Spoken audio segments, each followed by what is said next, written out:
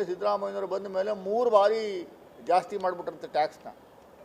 ಒಂದು ಪೆಟ್ರೋಲು, ಒಂದು barrel crude oil international ಮಾರ್ಕೆಟಲ್ಲಿ ನೀವು ತಗೊಳ್ಳುವಂಥದ್ದು $65-70. $65-70 ನೀವು ಕ್ಯಾಲ್ಕುಲೇಟ್ ಮಾಡಿದ್ರೆ ನೀವು ಪೆಟ್ರೋಲು ₹55 ಕೊಡಬೇಕು, ಡೀಸೆಲ್ಲು ₹50 ಕೊಡಬೇಕು.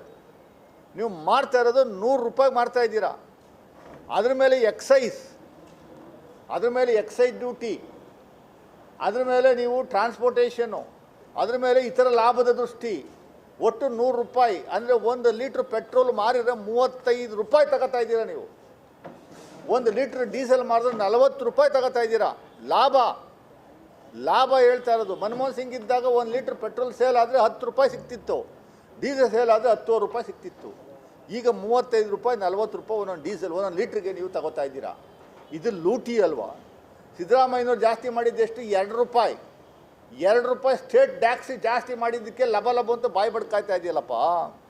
ನೀವು ಎಷ್ಟು ಜಾಸ್ತಿ ಮಾಡಿದಿರಿ?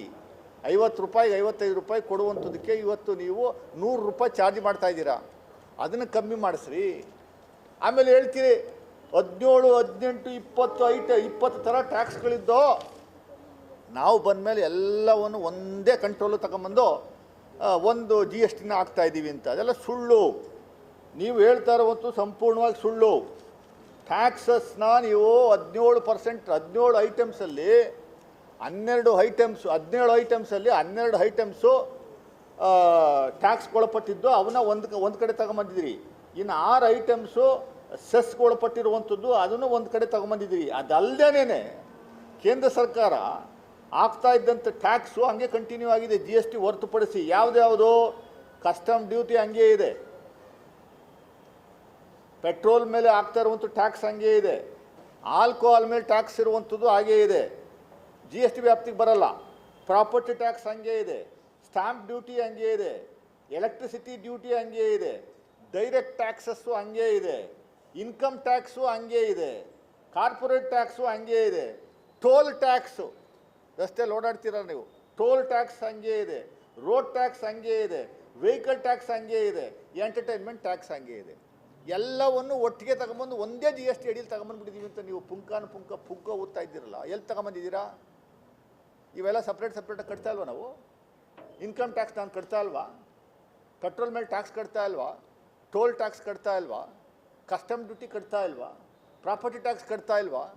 ಅವರು ಮಲ್ಲಿಕಾರ್ಜುನ ಖರ್ಗೆ ಸಾಹೇಬರು ಅವ್ರಿಗೆ ಅವಕಾಶವನ್ನು ಕೊಟ್ಟಿದೆ, ನಮಗೆ ಭಾಳ ಸಂತೋಷ ಆಗುತ್ತೆ. ನಾವು ಒಂದು ಸ್ವಾಗತವನ್ನು, ಮುಕ್ತ ಮನಸ್ಸಿಂದ ಸ್ವಾಗತವನ್ನು ಕೋರ್ತೀವಿ. ಒಳ್ಳೆ ಜರ್ನಲಿಸ್ಟ್ ಇದ್ದಾರೆ ಅವರು, ಒಳ್ಳೆ ಕೆಲಸವನ್ನು ಇಂಥವರೆಗೂ ಪತ್ರಿಕೋದ್ಯಮದಲ್ಲಿ ಎಲ್ಲೂ ಕಳಂಕ ಇಲ್ಲದೆ ರೀತಿಯಲ್ಲಿ ಮಾಡ್ಕೊಂಬಂದಿರುವಂಥ ಒಬ್ಬರು ವ್ಯಕ್ತಿ, ಅದು ಮೈಸೂರಿನವರು.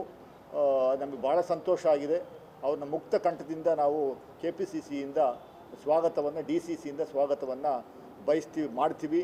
ಅವರು ನಮ್ಮ ಪಕ್ಷಕ್ಕೆ ಬಂದ ಮೇಲೆ MLC ಆದಮೇಲೆ ಹೆಚ್ಚಿನ ಸಮಯವನ್ನು ಪಕ್ಷವನ್ನು ಕಟ್ಟುವಂಥದ್ದಕ್ಕೆ, ಸರ್ಕಾರದ ಕಾರ್ಯಕ್ರಮವನ್ನು ತಲುಪಿಸುವಂಥದ್ದಕ್ಕೆ ಶ್ರಮ ವಹಿಸಲಿ ಅಂತ ನಾನು ಅವರಿಗೆ ಶುಭ ಹಾರೈಸ್ತೀನಿ. ಹೆಚ್ಚಿನ ವಿಡಿಯೋಗಳಿಗೆ ಪ್ರತಿಧ್ವನಿ YouTube ಚಾನೆಲ್ ಸಬ್ಸ್ಕ್ರೈಬ್ ಮಾಡಿ, ಬೆಲ್ ಐಕಾನ್ ಕ್ಲಿಕ್ ಮಾಡಿ.